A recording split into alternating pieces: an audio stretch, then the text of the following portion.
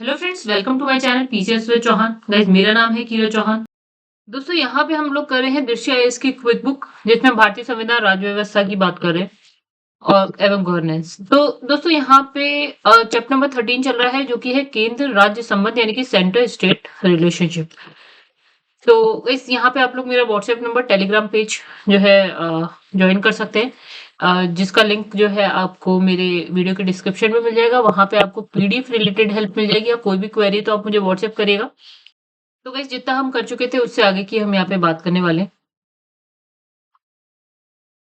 अभी तक हम क्या पढ़ रहे थे? संबंध। केंद्र और राज्यों के बीच संबंध की बात कर रहे थे। हमने विधायी संबंध देख लिए थे, हमने कार्यपालिका संबंध देख लिए थे। अभी हम बात करने जा रहे हैं ना गाइस, यहाँ पे वित्तीय संबंधों की बात करेंगे केंद्र और राज्य के बीच में। ठीक है, तो स्टार्ट करने से पहले एक बात गाइस, अगर आप लोगों को घटना चक्र की वीडियो देखनी है ना, अगर आप आरओ या प्रीलिम्स की अब बात करते हो, मुझे लगता है घटना चक्र अपने आप में सफिशिएंट बुक है। अगर आपको इसकी वीडियो देखनी है तो आप चैनल की प्लेलिस्ट में जाइए। एक बात, दूसरी बात ये है कि अगर आप लोगों को देखिए, दृष्टि की तो जस्ट मैंने अभी स्टार्ट की है। ठीक है, अभी मेरे इंडियन ज्योग्राफी हुआ है, उसके बाद मैं ये पॉलिटी जो कर रही हूँ वही है अभी तक। ठीक है, थोड़ा सा टाइम लगता है। और अगर आप लोग को वीडियो अच्छी लगी तो लाइक करिएगा। चैनल को आपने अभी तक सब्सक्राइब नहीं किया है तो घटना चक्र के लिए, चाहे आप दृष्टि के लिए सब्सक्राइब कर सकते हैं। एंड शेयर करिएगा दोस्तों। मुझे नहीं लगता इससे बेहतरीन बुक कोई है, इससे या घटना चक्र से, जो कि आपको पढ़नी है, जरूरी है। तो अपने दोस्तों को शेयर करिएगा। और कमेंट करके जरूर बताइएगा गाइस। वैसे तो आप लोग बताते हैं कि आप लोग को मेरी जो वीडियो है कैसी लगती है, तो आप लोग जरूर बताया करिए कि आपको वीडियो कैसी लगती है। अगर कहीं कमी है कोई, तो प्लीज वो भी बताया करिए, ताकि मैं उस पर थोड़ा सा ध्यान दूं। अगर मुझसे कहीं कोई कमी रह जाती है तो मैं उसे सुधारने की कोशिश करूं, मतलब उसे पूरी करने की कोशिश करूं। ठीक है, अभी हम जो पढ़ने जा रहे हैं ना, संबंधों की बात कर रहे हैं, वित्तीय संबंधों की बात करेंगे हम केंद्र और राज्यों के बीच। ठीक है, देखिए अब यहाँ पे क्या लिखा है, मतलब financial relationship between the centre and state की हम यहाँ पे बात करेंगे। तो यहाँ लिखा है भारतीय संविधान का भाग कौन सा आ रहा है? 12। तो ये भाग याद रखना जरूरी हो जाता है कि किस भाग में ये बातें कही गई है। तो भाग 12 में क्या है? अध्याय 1 में आर्टिकल 268 से लेकर 293 तक केंद्र और राज्यों के मध्य जो है वित्तीय संबंधों की बात कही गई है। तो ये आर्टिकल ऐसे याद रखने की कोई खास जरूरत नहीं है। अच्छा, इसमें लिखा है संघ और राज्यों के मध्य जो वित्तीय संबंधों का विभाजन किया गया है। ठीक है, वित्तीय संबंधी वित्तीय संसाधनों का क्या करा गया है? केंद्र और राज्य के बीच विभाजन कर दिया गया है। और ये भारत शासन अधिनियम 1935 पर आधारित है। यानी कि हम जानते हैं कि 1947 में भारत आजाद हुआ था, उससे पहले का ये अधिनियम है। हमारे संविधान में बहुत सारी चीज इससे ली गई है। ठीक है, तो ये किस पे, जो वित्तीय संसाधनों का विभाजन जो है वो किस पे, किस अधिनियम से हम देखते हैं? तो भारत शासन अधिनियम 1935 से देखते हैं। चलो आगे बढ़ जाते हैं। तो गाइस, यहाँ लिखा है वित्तीय आयोग के सुझाव पर क्या होता है? वित्त आयोग के सुझाव पर, वित्त आयोग होता है, इसके बारे में हम पढ़ लेंगे। अच्छा, ये क्या सुझाव देता है? इसके सुझाव पर क्या होता है? केंद्र और राज्य के मध्य जो राजस्व है उसका वितरण किया जाता है। मतलब सपोज अगर केंद्र के पास ना 100 रुपए है, तो वित्त आयोग बताते हैं कि 100 रुपए को राज्यों में या केंद्र के पास जो वितरण है वो किस तरह से होना चाहिए। मतलब 100 रुपए में से कितने केंद्र रखे, कितना यूपी सरकार को दे जाए, कितना उत्तराखंड को, कितना बिहार को, कितना किसको किसको, ये कौन बताता है? ये बताता है वित्त आयोग। ठीक है, अब लिखा है प्रत्येक 5 वर्ष पर क्या होता है? वित्त आयोग बनता है। ठीक है, 5 साल के लिए वित्त आयोग बनता है, हर 5 साल पे बनता है। वर्तमान में अभी जो चल रहा है वो 15वां वित्त आयोग है, और इनके अध्यक्ष कौन है? एनके सिंह। तो इंपॉर्टेंट देखिए क्या है वित्त आयोग की, अगर हम फाइनेंस कमीशन की बात करें, हर 5 साल पे बनता है एक बार। दूसरी बात, अभी कौन सा चल रहा है? 15। और तीसरी बात, इसके अध्यक्ष कौन है, ये आपको याद होना चाहिए। तो के एन सिंह यहाँ पे नाम लिखा हुआ है। आगे बढ़ते हैं, यहाँ पे लिखा है राजस्व शक्तियों का आवंटन। ठीक है, ये देखते हैं क्या है। तो गाइस, राजस्व शक्तियों का आवंटन, यानी कि इसमें लिखा है संविधान। संविधान जो है केंद्र सरकार और राज्य सरकार को राजस्व का स्वतंत्र स्रोत प्रदान करती है। केंद्र तथा राज्य की आवंटित शक्तियों को निम्नलिखित बिंदुओं पर समझा जा सकता है। ठीक है, संविधान ये अधिकार देती है, मतलब क्या करती है? केंद्र सरकार को, जो सेंटर में बैठी हुई है, राज्य सरकार को, हर राज्य की सरकार है, उसको क्या है? राजस्व यानी कि रेवेन्यू, यानी कि इनकम के लिए कुछ स्रोत जो है प्रदान करती है। कौन करती है? संविधान करता है। ठीक है, देखिए संसद के पास क्या होता है ना, संघ सूची में जितने भी विषय है उस पर कर लगाने का अधिकार होता है या शक्ति होती है। मतलब हमने देखा था संघ सूची में जितने भी विषय है उस पर कर यानी कि टैक्स कौन लगाएगा? केंद्र। अब इसने कहा राज्य की विधायिका के पास राज्य सूची में जो विषय है उस पर कर लगाने का अधिकार है या शक्ति है। अच्छा, इसने कहा संसद और राज्य विधायिका दोनों के पास क्या होता है, समवर्ती सूची में जो विषय है उस पर कर लगाने का अधिकार है। ठीक है, अभी तक की कोई भी बात नई नहीं है और कठिन नहीं है। अच्छा, संसद के पास ना अवशिष्ट जो विषय होते हैं उस मामले में कर लगाने का अधिकार है, तो इसमें हमने कोई भी बात नई नहीं पढ़ी। एक हमने संघ सूची पे कर कौन लगाएगा देख लिया, राज्य सूची पे, समवर्ती सूची पे, उसके बाद हमने अवशिष्ट शक्तियों की बात कर ली। बहुत आसान। ठीक है, आगे बढ़ते हैं। अब देखिए कराधान शक्तियां यानी कि टैक्सेशन पावर की बात करते हैं। तो देखिए इसका जो प्रावधान है ना 7वीं अनुसूची की सूचियों में है, बहुत सारी सूचियां हैं उसमें है। तो ये वाली लाइन अपने आप में थोड़ी सी इंपॉर्टेंट हो जाती है 7वीं अनुसूची वाली। अब देखिए यहाँ पे लिखा है 7वीं अनुसूची, तो देखिए यहाँ पे लिखा है संघ सूची के कर। ठीक है, तो संघ सूची में जो भी विषय है उस पर कर कौन लगाएगा, देखिए केंद्र सरकार, राइट। तो संघ सूची के कर कर यानी कि टैक्स की बात लिखी है यहाँ पे। तो देखिए यहाँ पे लिखा है कि जो कृषि आय है उससे भिन्न आय पर कर, कृषि आय पे जो है कर नहीं लगता है, उससे अलग जितनी भी आय है उस पर कर लगाएगा कौन, ये संघ सूची के कर है। सीमा शुल्क जिसमें निर्यात शुल्क शामिल है, जो चीज निर्यात होती है भारत से, तंबाकू, अल्कोहल, लिकर आदि पर उत्पाद शुल्क। ठीक है, फिर है निगम कर एक होता है, फिर है व्यक्तियों और कंपनियों की संपत्ति या पूंजी पर कर। ये सब संघ सूची के विषय हैं, तो गाइस याद रखिएगा, थोड़ा थोड़ा दिमाग में रहना चाहिए। बिल्कुल रट ही जाएंगे ऐसा तो हो नहीं पाएगा, लेकिन थोड़ा थोड़ा दिमाग में रह सकता है। कृषि भूमि से भिन्न जो संपत्ति है यानी कि जो आपकी कृषि भूमि है उससे अलग जो संपत्ति है उसके उसके संबंध में क्या है, संपदा शुल्क। फिर कृषि भूमि से भिन्न, कृषि भूमि और कृषि वाला हिसाब किताब छोड़ दीजिएगा, इस उस पर करने ही लगेगा। उससे अलग की अगर हम बात करेंगे तो कृषि भूमि से भिन्न संपत्ति के उत्तराधिकार के संबंध में भी क्या होता है, शुल्क लगता है। रेल, समुद्र, वायु मार्ग द्वारा ले जाने जो माल ले जाए जाते हैं या यात्री जाते हैं तो उन पर क्या होता है, सीमा कर, रेल भाड़ों, क्या माल भाड़े, ये सब चीजें होती है, इस पर कर होता है। ठीक है, फिर उसके बाद है स्टॉक एक्सचेंज, स्टॉक एक्सचेंज, फिर है वायदा बाजार की आर्थिक जो गतिविधि है उस पे क्या लगता है, स्टैंप शुल्क से भिन्न जो कर लगते हैं उसकी बात करेंगे।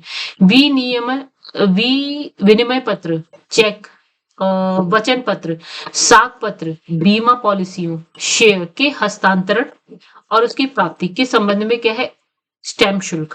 फिर समाचार पत्र के क्रय विक्रय, उसमें प्रकाशित जो विज्ञापन है उस पर भी कर लगते हैं।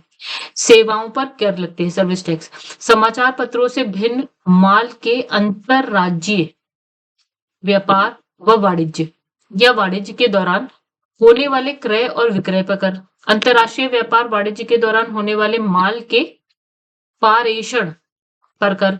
उपयुक्त विषय में से किसी के संबंध में शुल्क, परंतु उसमें न्यायालय में लिया जाने वाला शुल्क शामिल नहीं है। यानी कि जो हम कहते हैं ना शुल्क, शुल्क इसमें देखिए शामिल नहीं है। ठीक है, हमने कर की बात करी है बस। अच्छा, अब देखिए यहाँ पे हम बात करते हैं आगे।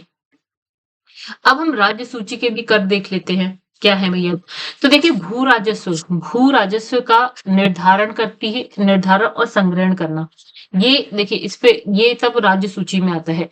कृषि आय पर कर जो है वो आपका राज्य सूची में आता है। ठीक है, फिर है कृषि भूमि के उत्तराधिकार के संबंध में जो शुल्क है वो भी कृषि। अभी तक हमने केंद्र सूची की बात करी थी, उसमें हमने कृषि से रिलेटेड कोई कर की बात नहीं करी थी, वहां कर नहीं लगता है, केंद्र में नहीं लगता है। ठीक है, अब देखिए राज्य में लिया जा रहा है। अब देखिए कृषि भूमि के संबंध में क्या होता है, संपदा शुल्क होता है। गाइस ये सब बहुत कम होता है, ये बहुत ज्यादा नहीं होता है लेकिन ये राज्य सूची में होता है।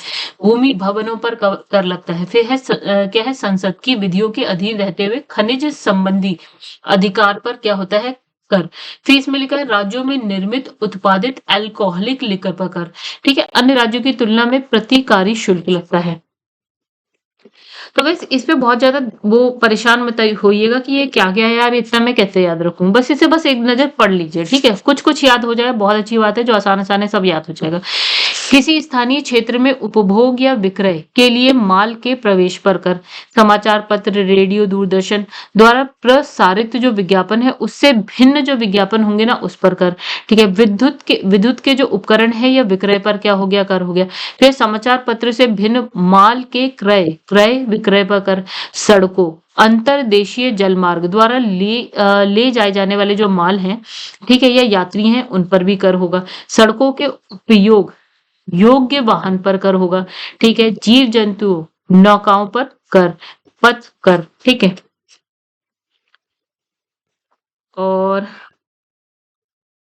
इसमें लिखा है वृत्तियों, व्यापार, आजीविकाओं और नियोजन पर कर। विलास वस्तुओं पर कर, जिसमें मनोरंजन, शर्त लगाना, जुआ, ये सब चीजें आ जाती हैं।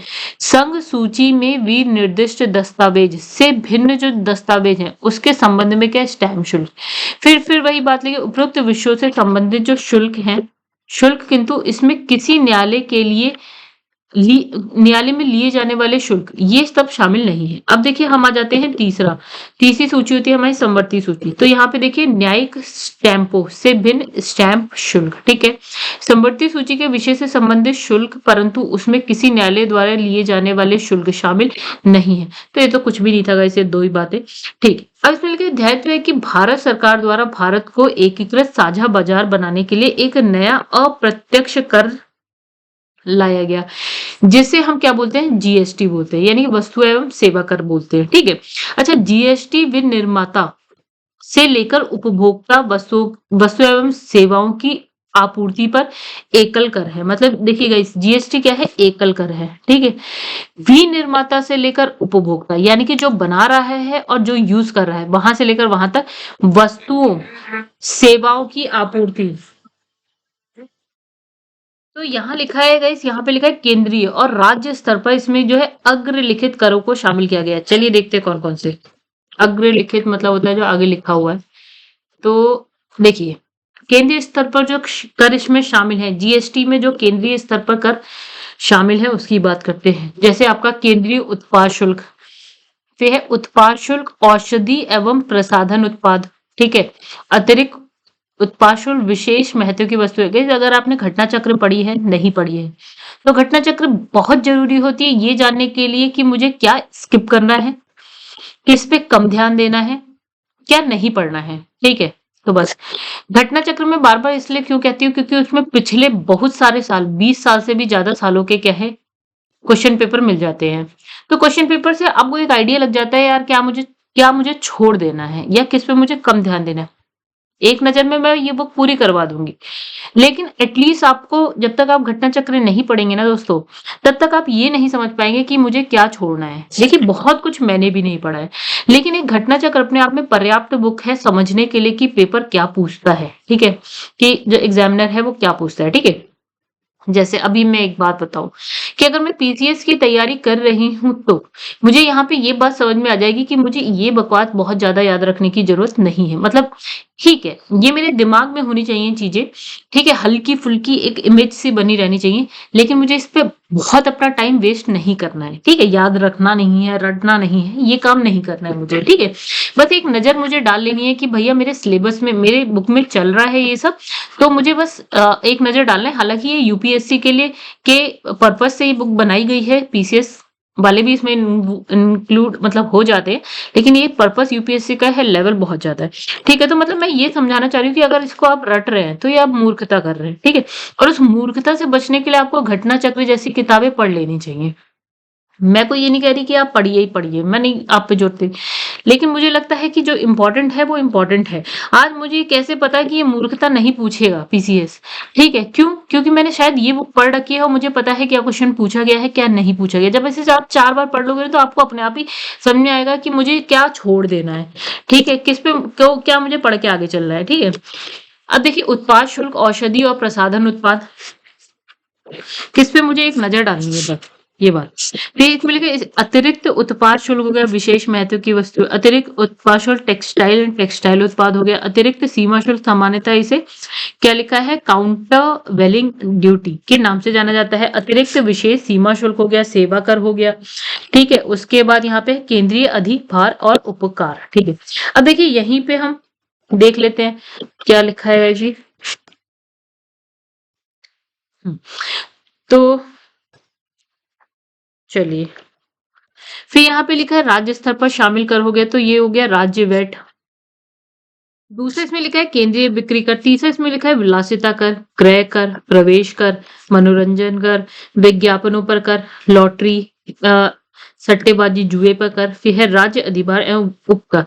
उपकर, ठीक है। ये जो है ना गाइस, इसमें क्या बोला, इसमें अगर राज्य स्तर पर जो कर शामिल है, ये केंद्रीय स्तर पर जो कर शामिल है, किसमें, जीएसटी में, ठीक है, गुड्स एंड सर्विस टैक्स में। चलो आगे बढ़ जाते हैं भैया। फिर इसमें लिखा है 101वां संविधान संशोधन अधिनियम 2016। अब ये अलग से ये अधिनियम लिखा है, यानी कि ये अधिनियम इंपॉर्टेंट हो जाता है, नहीं इंपॉर्टेंट नहीं हो जाता है गाइस, ये हो जाता है वेरी इंपॉर्टेंट, ठीक है, याद रखिएगा। अब देखिए क्या लिखा है, नए प्रावधान। जीएसटी आने के बाद कुछ अनुच्छेद यानी कि आर्टिकल को जो संविधान में है संशोधित किया गया, ठीक है, और कुछ नए आर्टिकल को जोड़ दिया गया। मतलब कुछ जो पुराने थे उसको हमने संशोधन कर दिया और कुछ नए को जोड़ दिया, ठीक है। तो मेरे कहने का मतलब गाइस, जैसे मैंने ये पढ़ा है, ठीक है, मैंने बुक पढ़ी है, मैंने घटना चक्र ज्यादा, हालांकि मैंने रेफरेंस बुक भी पढ़ी है, मैं क्यों झूठ बोलूं, लेकिन अगर आप घटना चक्र भी सही से पढ़ लेते हैं ना, तो आपको पता है कि मुझे किस पे बहुत ज्यादा जोर देना है, तो आपको समझ में आ जाएगा यार इस पॉइंट पे आपको ज्यादा जोर देना है, ठीक है। जैसे राज्य कर आपने देखे, राज्य वाले राज्य स्तर के, उस पे कुछ कुछ जो बहुत इंपॉर्टेंट है, ठीक है, उसे आप उस पे आपको जोर दे रहे हैं, ठीक है। ये तो तभी होगा जब आप अलग से अपनी तरफ से मेहनत करेंगे। अब देखिए यहाँ पे क्या लिखा है, ठीक है, यहाँ लिखा है आर्टिकल 246।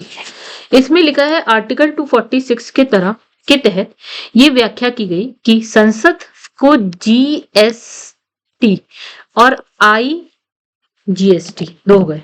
एक किसने लिखा है, संसद को जीएसटी नहीं सीजीएसटी और आईजीएसटी लगाने का अधिकार होगा, और राज्य को एसजीएसटी लगाने का अधिकार होगा। ये आर्टिकल 246 कहता है, आर्टिकल 246 याद रखिएगा गाइस, कि जो केंद्र है ना वो कौन सा कर लगाएगी, संसद कौन सा कर लेगी आपसे, तो वो लेगी जीएसटी लेगी, दोनों जीएसटी है, सॉरी, ठीक है।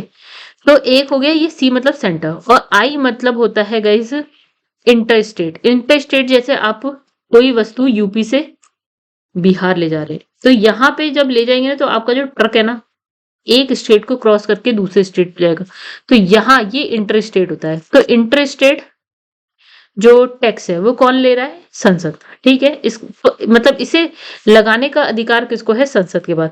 और ये जो है एसजीएसटी है वो स्टेट जीएसटी है, स्टेट जीएसटी, ठीक है।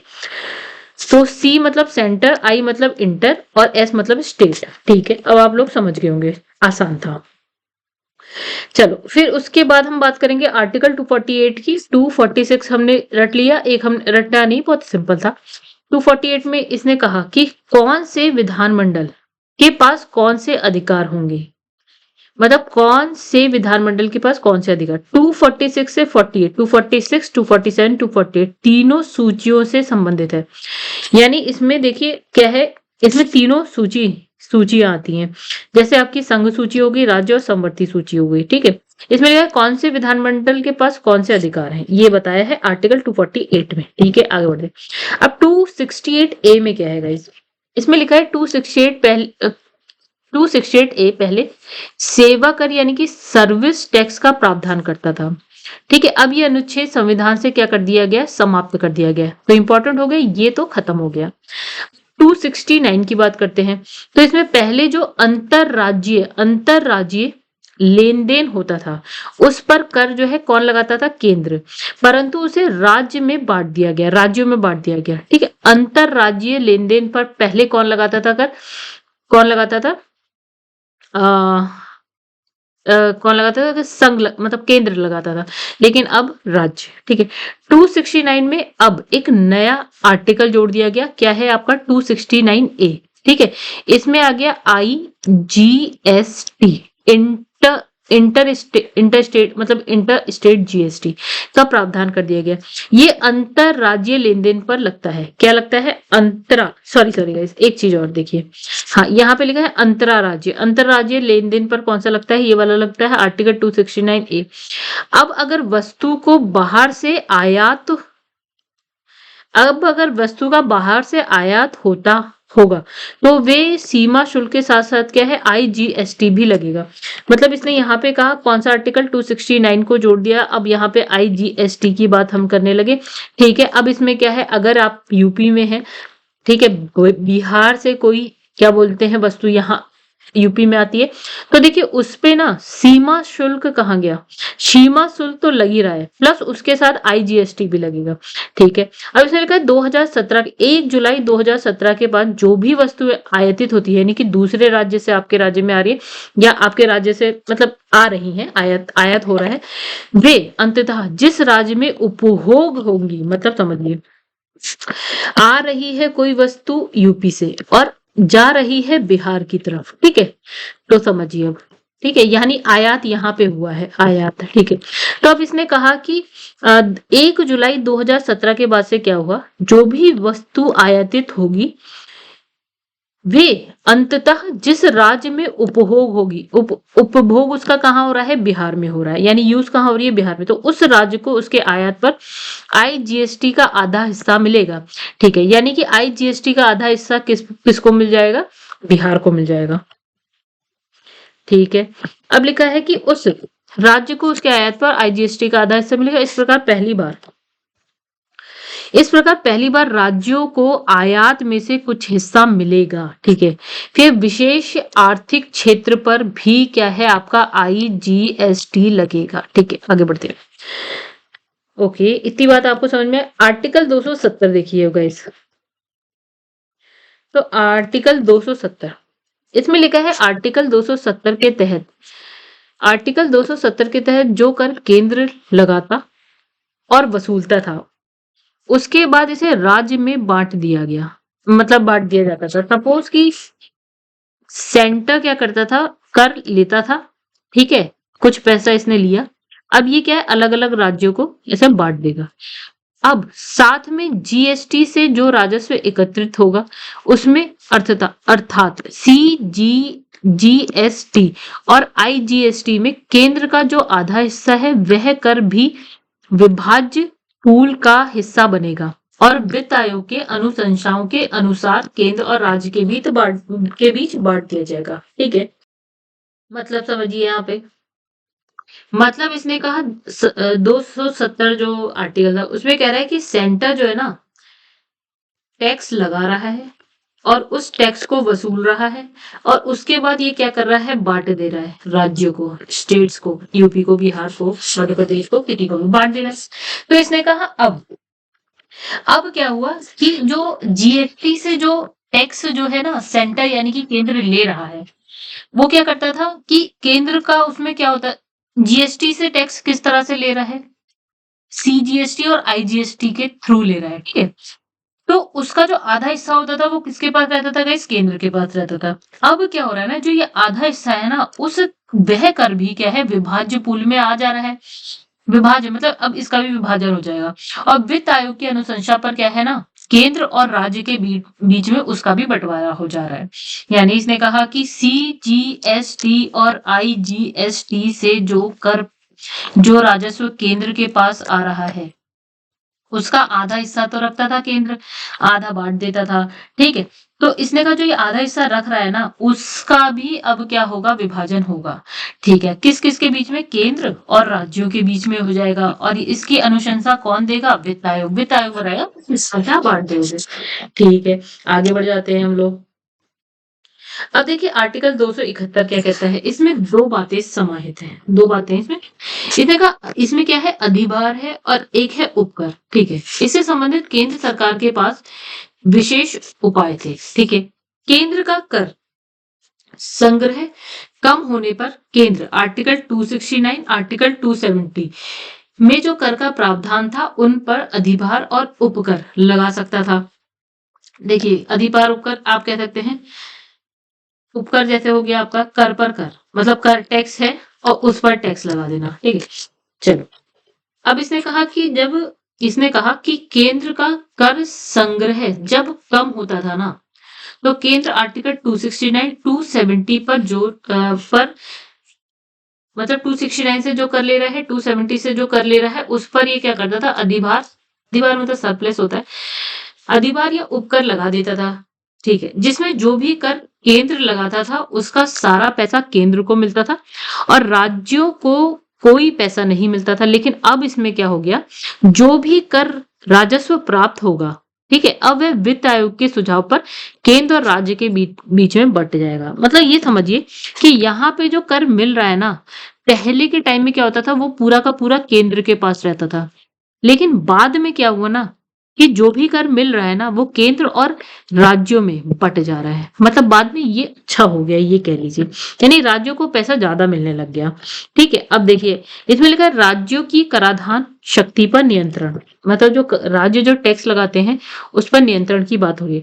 तो भारतीय संविधान का आर्टिकल 276, 286, 287, 288 में ऐसे नियंत्रण लगाए गए हैं ताकि जो केंद्र राज्य संबंधों में विभिन्न राज्यों के संबंधों में तनाव की स्थिति उत्पन्न नहीं हो, मतलब कि तनाव उत्पन्न ना हो, इसलिए क्या है, नियंत्रण लगा दिए गए।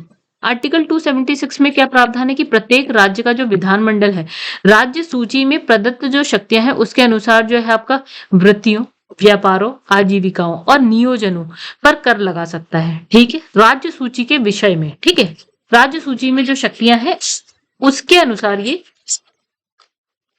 वृत्तियों यानी कि प्रोफेशंस होता है, व्यापार आप जानते हैं, आजीविका जानते हैं, नियोजन एम्प्लॉयमेंट, तो इस पर जो है ना कर लगा सकता है राज्य का विधानमंडल। ठीक है, फिर इसमें लिखा आर्टिकल 286 के अनुसार राज्य की जो विधायिका विधानमंडल, एक ही बात समझे, तो विधायिका जो है समाचार पत्र के अलावा शेष वस्तुओं के क्रय और विक्रय पर कर लगा सकती है। समाचार पत्र को छोड़ दीजिए, बाकी जो वस्तुओं का जो बिक्री क्रय विक्रय हो रहा है, खरीद बेच हो रहा है, उस पर कर लगा सकती है, तो लगा सकती है। ठीक है, पर इस संबंध में उसे क्या है, कुछ सीमाओं का पालन करना पड़ता है। जैसे राज्य के बाहर होने वाले क्रय विक्रय पर कर नहीं लग सकता। दूसरा, भारत में आयात या निर्यात की स्थिति में कर नहीं लग सकता। संसद द्वारा किसी वस्तु को विधि द्वारा अंतरराज्यीय व्यापार या फिर वाणिज्य में विशेष महत्व की वस्तु जो है आपको घोषित किए जाने पर नहीं लगेगा। अब इसने कहा आर्टिकल 266 में दिए गए जो विषय है ना, उस पर भी यही शर्तें लागू होंगी, ये जो हमने पढ़ी। ठीक है, अब इसमें लिखा है आर्टिकल 287 कि जीएसटी में कोई इतना नहीं पूछ रहा। ठीक है, थोड़ा बहुत पूछता है वो आप समझ जाएंगे जब आप बार बार पढ़ेंगे। फिलहाल इतना ये जो बातें लिखी गई हैं, इतनी बातें नहीं पूछेगा कोई। आर्टिकल 287 में क्या है कि राज्य का विधानमंडल विद्युत यानी कि इलेक्ट्रिसिटी की बिक्री और उसके उपभोग पर कर लगाता है, किंतु दो मामले में ऐसा नहीं कर सकता। कब? विद्युत भारत सरकार द्वारा उपयोग की जा रही है तो टैक्स नहीं लगाएगा। यदि किसी रेलवे निर्माण, रख रखाव आदि के लिए भारत सरकार या रेलवे कंपनी द्वारा इसका उपयोग किया जा रहा है, तो जो राज्य का विधान मंडल है वो उसके खरीद बिक्री पे जो है ना, मतलब बिक्री और उपभोग पे कर नहीं लगाएगा। ठीक है, अब देखिए आर्टिकल 288 क्या कहता है कि यदि संसद की विधि द्वारा किसी अंतरराज्यीय नदी या नदी घाटी के विनियमन या विकास के लिए कोई प्राधिकरण द्वारा जल या विद्युत का संचालन, उत्पादन, उपभोग, वितरण, विक्रय किया जाता है, तो राज्य विधानमंडल द्वारा उस पर करों का अधिरोपण किया जा सकेगा, परंतु ऐसी विधि तभी प्रभावी होगी जब राष्ट्रपति अपनी अनुमति दे। यानी इसने कहा कि संसद की कोई कानून है, उसके द्वारा कोई ये अंतरराज्यीय नदी या नदी घाटी है, तो उस पर क्या है, विकास के लिए कोई प्राधिकरण है, उसके द्वारा जल विद्युत का संचालन, संचयन हो रहा है, उत्पादन उपभोग हो रहा है, वितरण हो रहा है, विक्रय। ठीक है, ये सारी चीजें हो रही, तो राज्य का विधानमंडल जो है उस पर कर लगा सकता है, लेकिन तब जब यहाँ पे राष्ट्रपति की अनुमति मिल जाए तब। ठीक है, अब देखिए कर राजस्व का वितरण की बात करते हैं। देखिए ये इंपॉर्टेंट है थोड़ा। इसने कहा संघ सूची के करों से प्राप्त होने वाला जितना भी राजस्व है केंद्र का नहीं होता, बल्कि राज्यों की हिस्सेदारी उसमें होती है। यानी अगर केंद्र किसी चीज पर कर लगा के कर ले लेता है ना, पैसा ले लेता है, तो इस इस पैसे पे सिर्फ और सिर्फ केंद्र का अधिकार है? नहीं, इसका जो वितरण हो जाता है राज्यों में, ठीक है, राज्यों में उसको बांट दिया जाता है, ठीक है। केंद्र भी रखेगा क्योंकि उसे भी तो अपने काम चलाने, और राज्यों में भी बांटेगा। ये नहीं है कि केंद्र ही रख लेगा अपनी सूची पे जो कर लगाए हैं वो सारा सारा खुद ही रख लेगा, नहीं, ऐसा नहीं।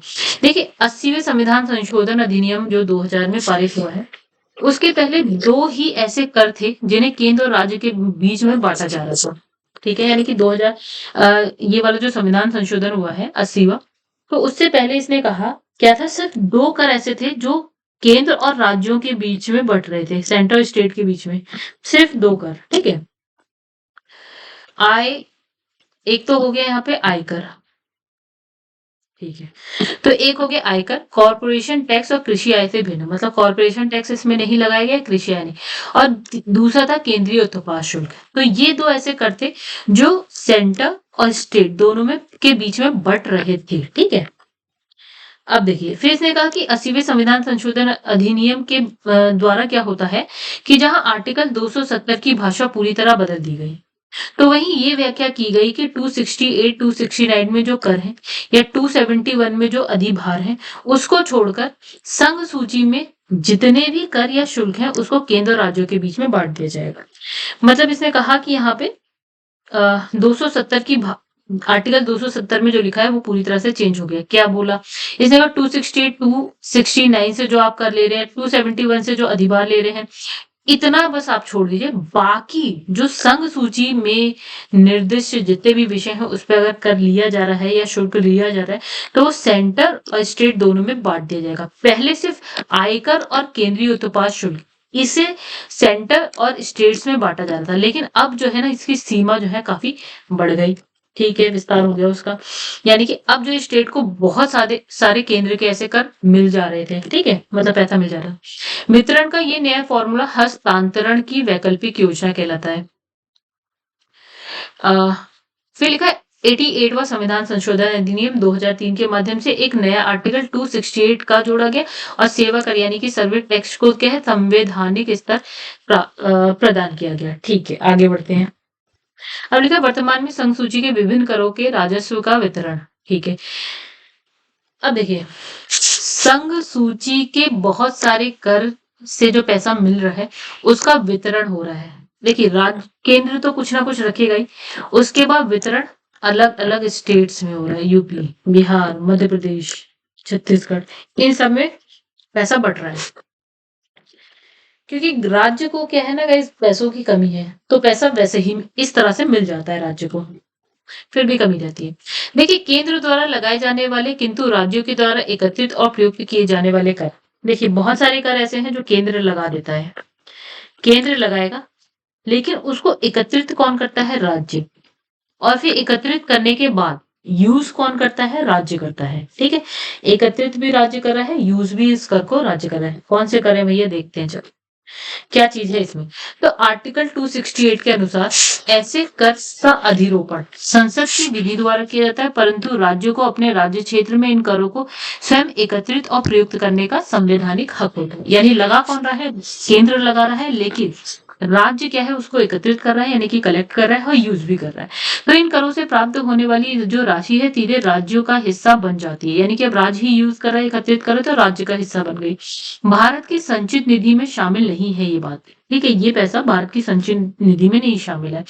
अब इसका संघ राज्य क्षेत्र में एकत्रित होने वाली राशि पर केंद्र सरकार का अधिकार होता है। यानी कि अगर हम संघ राज्य क्षेत्र यानी कि यूनियन टेरिटरी, जैसे हमने यहाँ पे बात करी, हम समझते हैं, हमने एक ले लिया एग्जाम्पल यूपी का, ठीक है, एक हम ले लेते हैं अंडमान निकोबार का, ठीक है। यूपी एक राज्य है, अंडमान निकोबार संघ राज्य क्षेत्र यानी कि यूनियन टेरिटरी है। तो हमने कहा ये वाला जो कर लगा था ना, कर एबीसी मान लेते हैं, तो ये कर तो किसने लगाया था, केंद्र सरकार ने लगाया था, लेकिन हमने कहा इसको कलेक्ट कौन कर रहा है, यूपी, यूज कौन कर रहा है, यूपी सरकार, ठीक है। लेकिन जो यूनियन टेरिटरी की बात करें तो गाइस केंद्र सरकार लगा तो रही है, कलेक्ट चलो हमने कहा अंडमान निकोबार की सरकार कर ले रही है, मतलब अंडमान निकोबार कर ले, लेकिन मतलब इस पे सारा अधिकार किसका होगा, केंद्र का ही होगा, ठीक है, मतलब यही बात बोलेगी और कुछ नहीं, मतलब राज्य का नहीं, केंद्र सरकार का अधिकार होगा बस यूनियन टेरिटरी पर, संघ राज्य क्षेत्र पर। अच्छा वर्तमान समय में इस सूची में दो कर हैं, ठीक है, क्या है?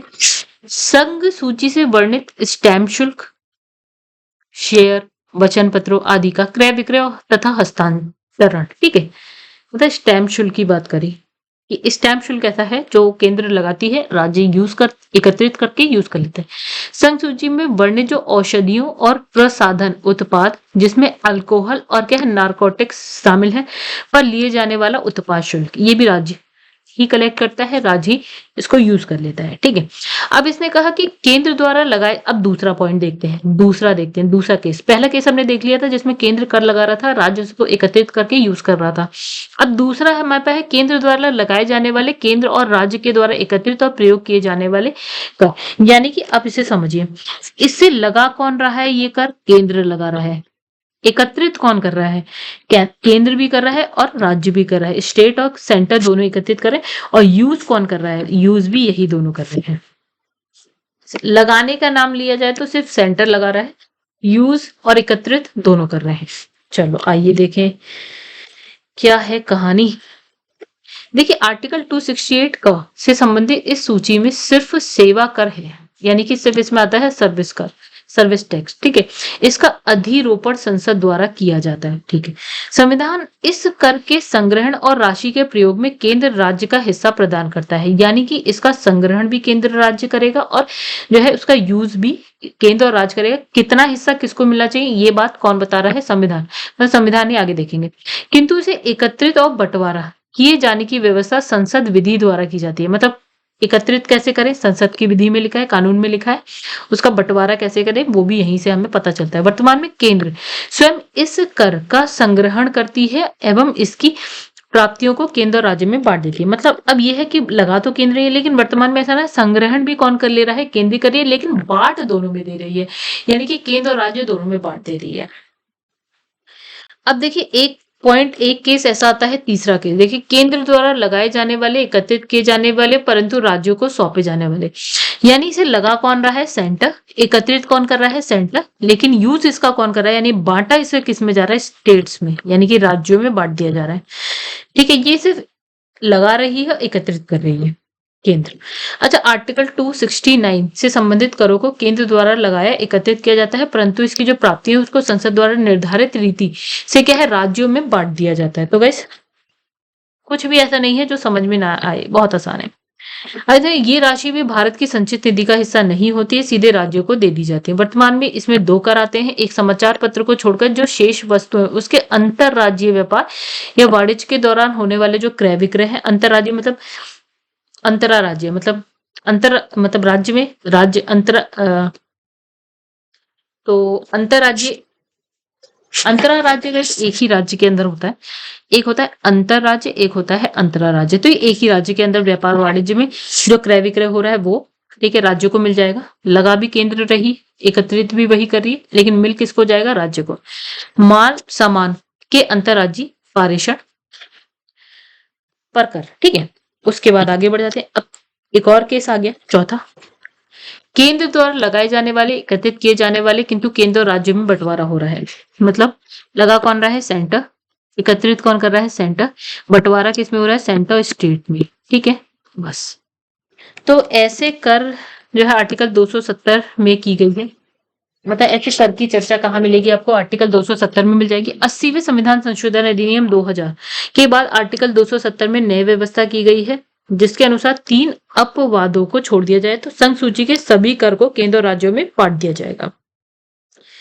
3 अपवाद छोड़ दीजिए, बाकी जो संघ सूची के जितने भी कर हैं वो केंद्र और राज्य में बांट दिए जाएंगे। ठीक है, अब देखिए यहाँ पे क्या लिखा, आर्टिकल 268 का और 269 में सभी कर।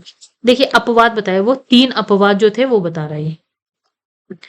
पहला, आर्टिकल 268 का और 269 में निर्दिष्ट जितने भी कर हैं वो सेंटर के पास रहेंगे, वो बटेंगे नहीं।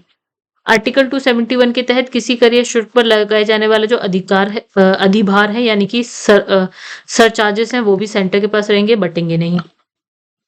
फिर संसद की किसी विधि द्वारा किसी विशेष प्रयोजन के लिए अधिरोपित कोई उपकर यानी सेस है तो वो भी सेंटर के पास रहेगा, बटेगा नहीं। फिर इसके वितरण का फैसला कौन करता है? वित्त आयोग की सिफारिश पर राष्ट्रपति द्वारा किया जाता है। ठीक, मतलब ये जो कर बटेगा सेंटर और स्टेट के बीच में, इसका वितरण के लिए कौन फैसला करेगा कि किस तरह से? तो वित्त आयोग की सिफारिश पे राष्ट्रपति द्वारा किया जाता है कि वितरण किस तरीके से, किस प्रकार से हो। अब देखिए यहाँ लिखा है केंद्र के प्रयोजन के लिए अधिभार, ठीक है। तो इसमें लिखा है इससे संबंधित जो प्रावधान है गाइस, वो आर्टिकल 271 में है।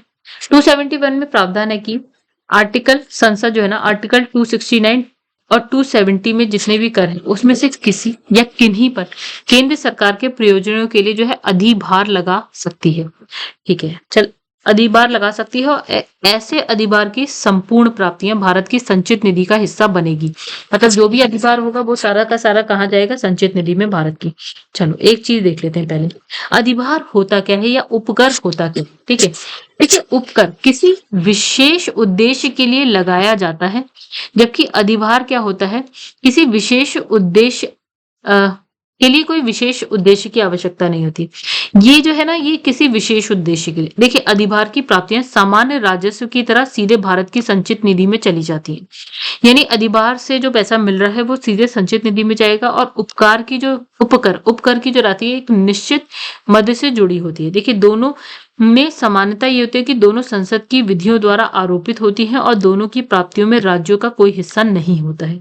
संसद की विधि के द्वारा इसकी हम प्राप्ति करते हैं और राज्यों का इसमें कोई हिस्सा नहीं होता।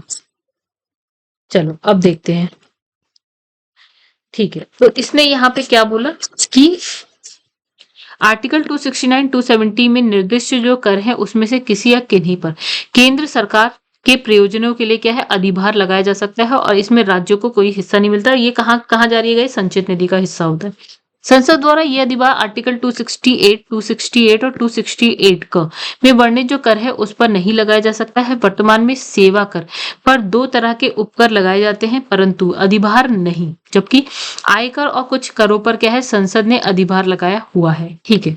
तो गाइस ये जो है ना, कर लगाते हैं ना, उसी पर हम कर ले लेते हैं। मतलब जो कर पर कर लेना अधिभार या उपकर ऐसा मान लेते हैं, ठीक है। कहाँ से लगाएंगे? और तो आगे बढ़ते हैं हम लोग। अब देखिए गैर कर राजस्व का वितरण, ठीक है। Distribution of non tax revenue, इसका वितरण 7वीं अनुसूची के आधार पर होता है। इसमें मुख्यतः क्या है? फीस, लाभ, जुर्मानों, बिलों की प्राप्तियों को शामिल किया गया है। इसका संबंध केंद्र राज्य सरकार द्वारा चलाए गए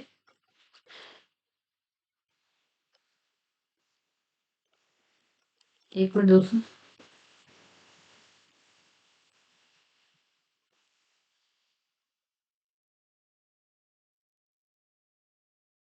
चलाए जाने वाले उपक्रम और निगमों और उनके द्वारा दी जाने वाली सेवाओं इत्यादि से है। केंद्र की गैर कर राजस्व आय के प्रमुख स्रोत में डाक तार आता है, संचार व प्रसारण, बैंकिंग, रेलवे, सिक्के, मुद्रा और केंद्र के सार्वजनिक उपक्रम आदि शामिल है। राज्यों के गैर कर राजस्व आय के स्रोत में सिंचाई, वन, मत्स्य पालन और राज्य के सार्वजनिक उपक्रम आते हैं।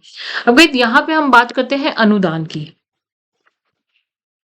देखिए विभिन्न प्रकार के अनुदान यानी कि यहाँ पे लिखे ग्रांट की व्याख्या आर्टिकल 275, 280 2 में की गई है। तो इसमें 3 भागों में इसे विभाजित कर दिया गया। एक होता है विधिक अनुदान, एक होता है विवेकाधीन अनुदान, अन्य अनुदान। विधिक अनुदान की अगर हम बात करें तो आर्टिकल 275(1) में ये अनुदान केंद्र द्वारा कुछ राज्यों को दिए जाते हैं अनुदान, यानी कि पैसा आप कुछ राज्यों को दे रहे हैं, और संसद ये तय करती है कि ऐसे सहायता अनुदान की जरूरत किन राज्यों को है और उन्हें कितनी राशि दिए जानी चाहिए।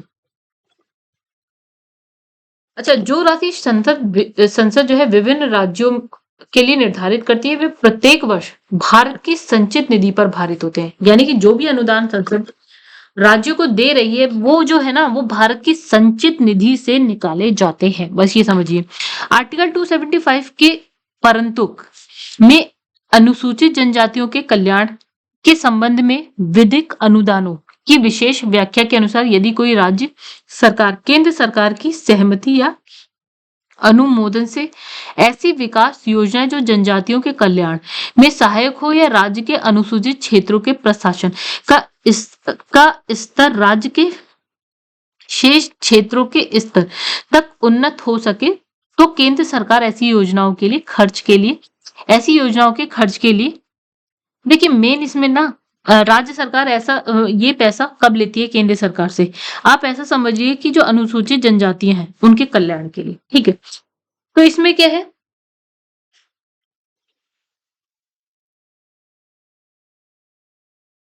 तो इसमें लिखा है कि तो इन सब की मतलब इनको बाकी लोगों की तरह या इन क्षेत्रों को बाकी क्षेत्रों की तरह विकसित करने के लिए अ, तो केंद्र सरकार ऐसी योजनाओं के खर्च के लिए क्या करती है, पूंजीगत यानी कि कैपिटल आवर्ती राशि संचित निधि से प्रदान करेगी। मतलब ये पैसा कहाँ से देगी?